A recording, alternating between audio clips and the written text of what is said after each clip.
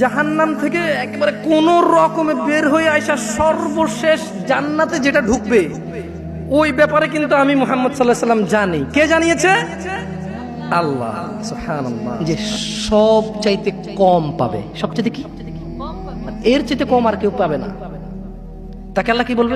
যাও পৃথিবীর সমতুল্য এবং তার 10 গুণ। তখন সে বলবে, আল্লাহ আপনি পৃথিবীর প্রতিপালক, আপনি কি আমার সাথে ঠাট্টা করছেন? এটা কি আপনার সাথে মানায়?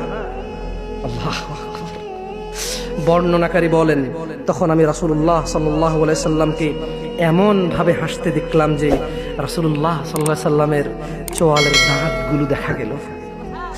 তিনি বললেন, এই হলো সর্বনিম্ন মানের জান্নাত।